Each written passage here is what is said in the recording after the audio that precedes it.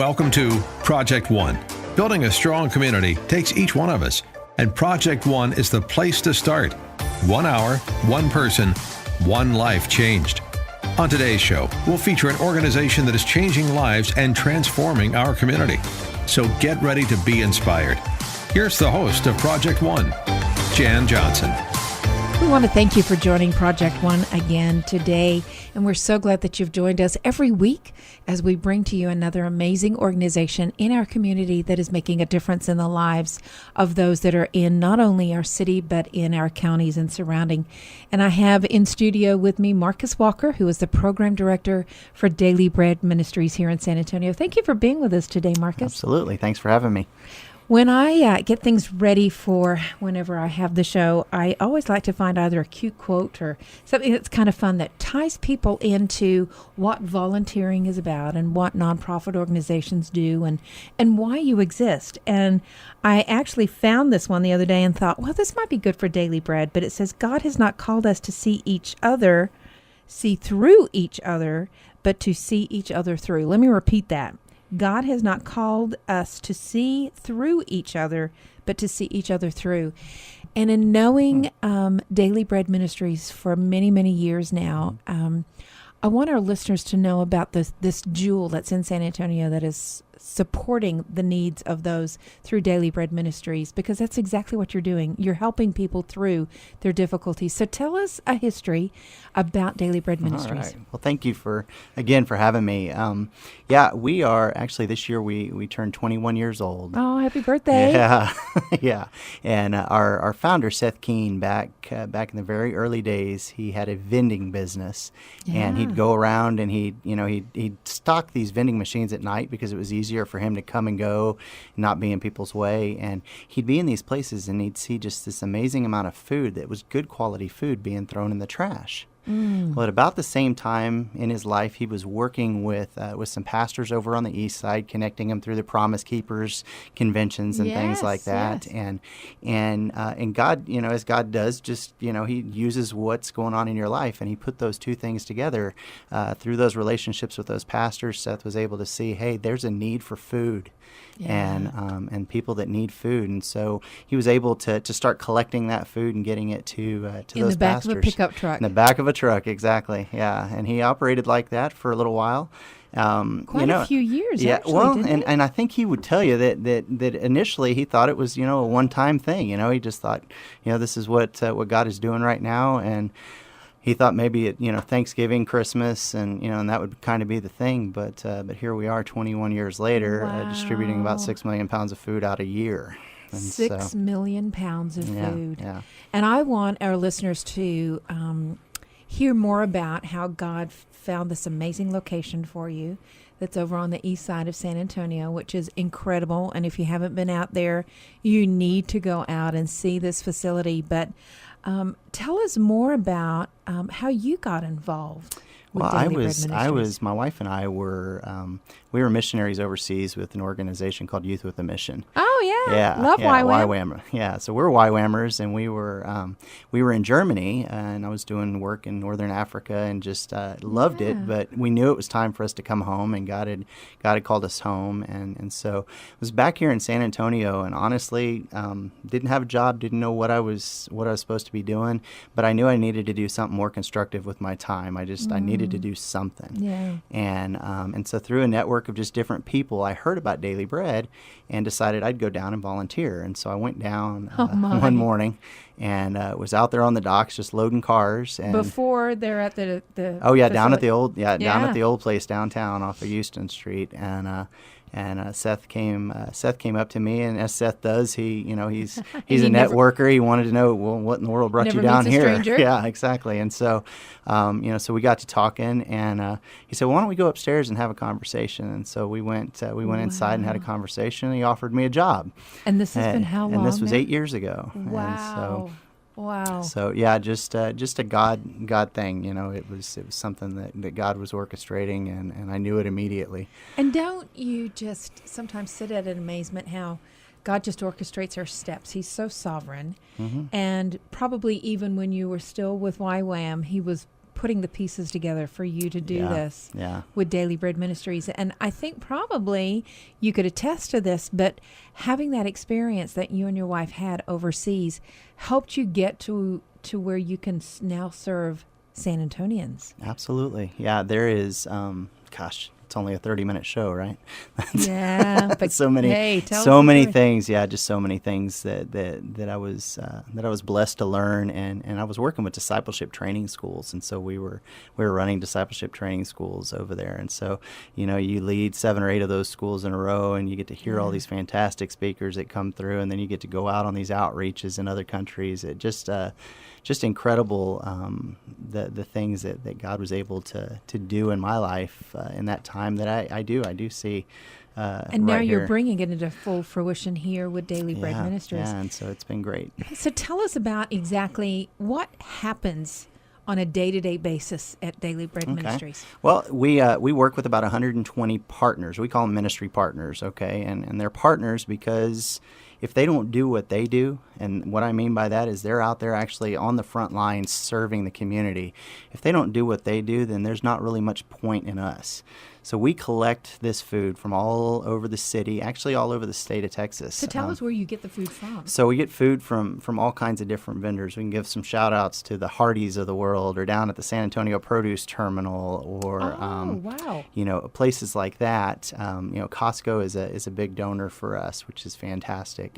And so we pick up that food. We do these daily. One thing we do that's fantastic is we run a route daily in the Harlandale School District, where we hit 19 different schools every day, picking up the leftover milk, apples, and oranges.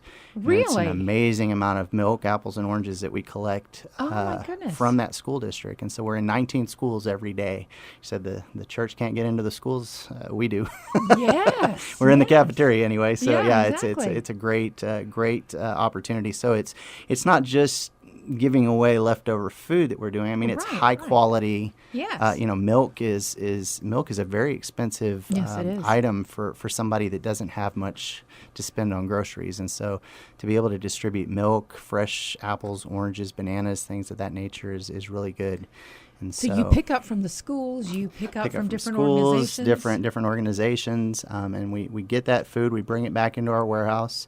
We've got a huge cooler and freezer that it all gets stored in, and then Monday, Wednesday, Friday mornings, our ministry partners, those are churches or Christian-based organizations, will come to us. They come in, they volunteer, they help us do some things. So we do this 6 million pounds of food with 9 staff.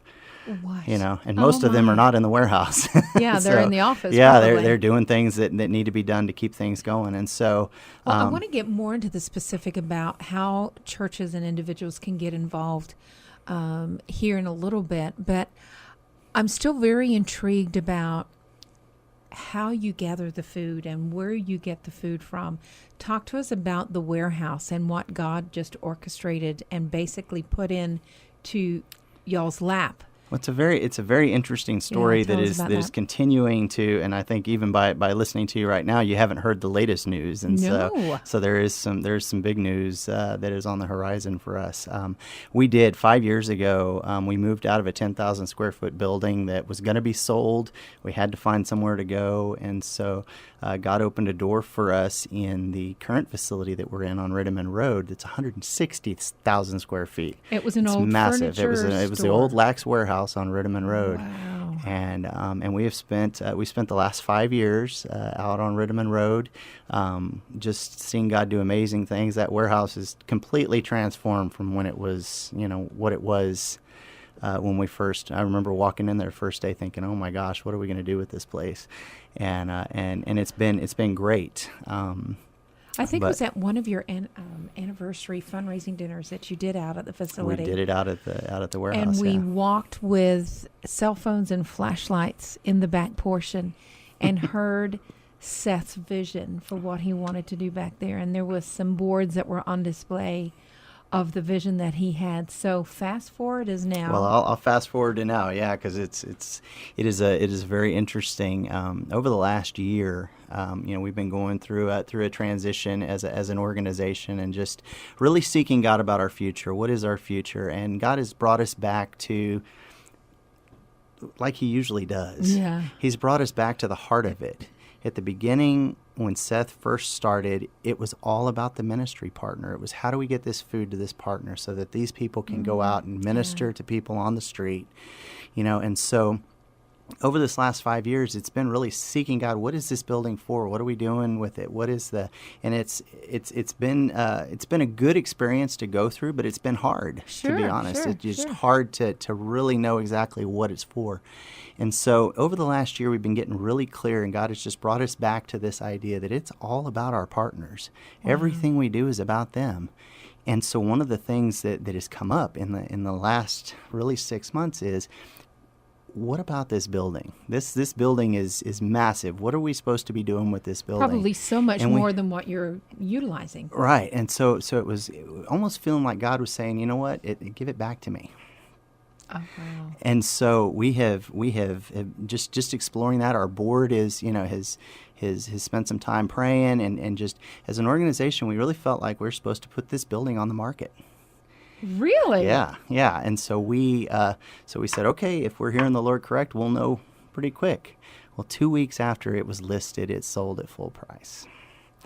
And so you're moving again. We are moving again. Yes. Surprise, surprise, right? Oh my gosh. And so where will you be moving to? Well, God knows that. You don't know yet. We don't know yet. No, this is all very new. We will be closing on this building in the middle of October. Oh my goodness, we're very which is excited. Right around the corner. We're very excited about that. We're looking for about 40,000 square feet of space. That's really all we need to be able to do the things that we're trying to do with our partners. And so, so that's what's on the horizon. And so we will, after we close. God is in the details. Okay, yes, the organization that has purchased the building is giving us 90 days to after closing, which is pretty unheard of. And so we'll incredible. So we'll be there through the end of the year. Well, you heard it first here on this station about what God is doing with Daily Bread Ministries, and He's doing so much more. We're going to break. Don't go anywhere. We'll be right back.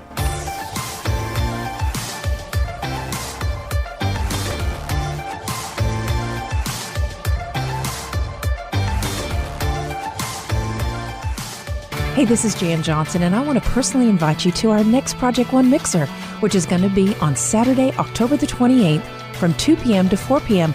And this time it's going to be fun. Bring your kids, bring your neighbors. It's going to be a fall festival out at the headquarters of Documation, located conveniently on the north side of San Antonio between Loop 1604 and Lock Hill, Selma, about maybe 2 blocks inside Loop 1604.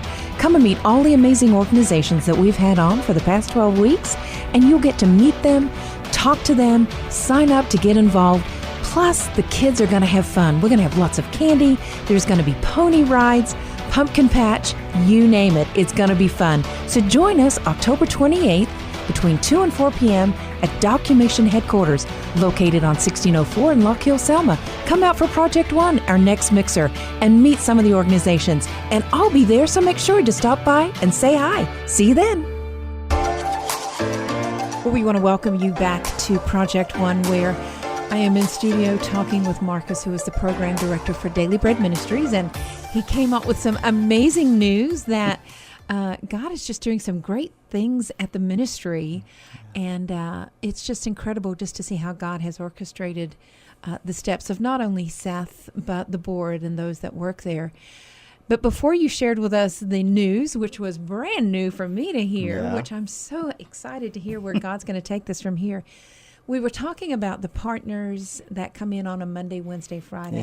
Yeah. Talk to us about them, and then how people can get involved with volunteering. Sure. So we are, the original vision all the way back in the beginning is it's always been about our partners. How do we help these churches and these organizations do the things that God has called them to do out in the city, and they're really truly reaching the least of these, and that's what they do. And so, these are churches. These are churches that are in our community, most of which are in inner city. In the traditional thoughts of poverty, that's where these people are. When you think about just poverty in general, that's where these people are.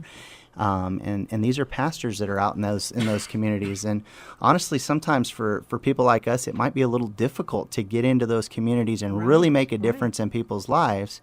But our partners, and something we know about our partners is that they have the right to speak into those people's lives. They live in those communities. Their churches are in those communities. And so we say, well, instead of us trying to go in and have a minimal impact, what can we do to help maximize their impact, because they're already there. Exactly. And so that's what we want to do. And so they come to us Monday, Wednesday, Fridays to pick up food and the things that they can receive from us to run their food pantries. You not only give out food, but you give out... We primarily focus on food now. We really have zeroed in on focusing on food. Occasionally we have some other things that come through that are helpful, but we really have tried to focus in on not just food, but good quality food. Right. Right. That's what's been impressive when I've seen what Daily Bread Ministries has been able to supply through your partners is this quality food. Yeah, it's not leftovers. It's definitely good. It's good quality. It's and it's a lot of fresh produce and things like milk that we were talking about that are very very expensive for somebody that doesn't have a budget to buy food. So they come in and then they pick up a load. They come in. They can pick up a load. So our partners can come in up to twice a week. Some of them come in once a month. Some of them come in twice a week. It just really depends on the size of their church and how many people they're serving. But they'll come in, they help us get some things done around the warehouse and get ready, and then we share a vision casting time with them. We're constantly trying to cast the vision to them. We don't want to just... Daily Bread is not about just feeding people. Spiritually feeding them. We and that's why we work with the church. That's why we specifically work with the church. There's your discipleship training. Well, people need Jesus. Yeah. Isn't that the truth? How's your life going to change if you don't know the one that can change lives? Absolutely. And so... and especially if they're going to be the boots on the ground, they have to be equipped spiritually as well. And so we do everything in our power to bring, not just, they've got lots of knowledge and lots of understanding about this. They're a lot of times they're pastors and people in the church, but they need encouragement, and they need access to things that they don't necessarily always have access to. And so we try to bring a training aspect into things, and so we're doing some more training as well with these, offering. Which is your background? That's my background. Yeah. I love discipleship training is what I was doing for many years. And now, for our listeners, again, I want to encourage you by going to the station's website and click on the tab Project One, and we'll have all of the information on how you can get in touch with Daily Bread Ministries to volunteer, to get involved. We'll have the contact information for Marcus and some of the other ways to get in touch with the ministry. But we would strongly encourage you to definitely today begin praying that God just opens up further opportunities for them and where God has them next, because He knows the next location they need to be at. It was an amazing place where they were at, and just if God's got something different, He's got something better that He will be using. So be joining us in prayer for them as they get ready to make these transitions in the middle of October. So again, you can go to the station's website by clicking on the tab Project One, and you can find out all of the information. But we'll also have information on that website about how to get involved. So Marcus, talk to our listeners about if they just want to come down and help. What are avenues that you need helpers? We'd love to have the help anytime. Like I said, there's 9 people on staff. So 6 million pounds of food and 9 people aren't getting the job done. We're getting a lot of volunteer help, and we can always use more volunteer help. So we have different opportunities. We welcome people anytime, Monday, Wednesday, Friday mornings, if they're free to do that and they want to come down and join us to help just actually distribute the food. That's great. To the ministry partner. Exactly.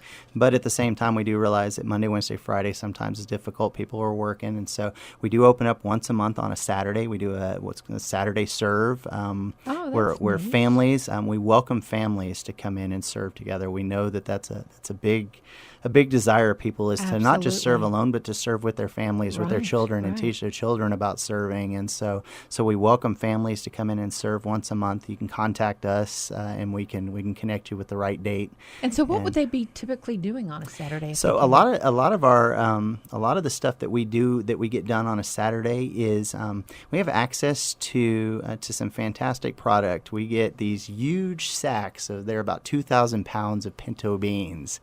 And yeah, they're massive. And so we've probably got about 14,000 pounds of beans right now that need to be shrunk down into 1 pound bags. Oh my goodness. So you know, they help us get those bags down to that. We've got protein powders, another thing that's big for us right now. Fantastic product, goes really well with the milk that we distribute.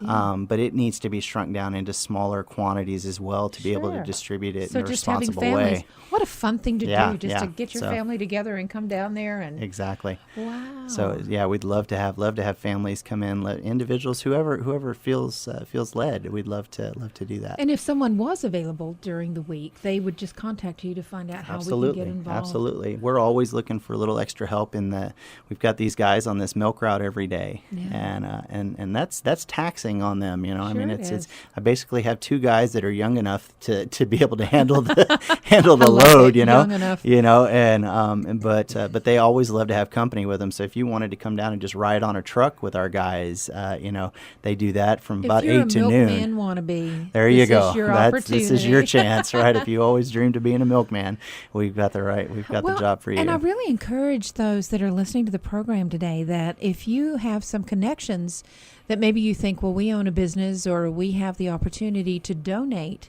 to Daily Bread Ministries. They are a 501c3 nonprofit organization, and they are always looking to fundraise, and we'll be talking a little bit about an upcoming fundraising event that they're going to be having coming up here pretty soon.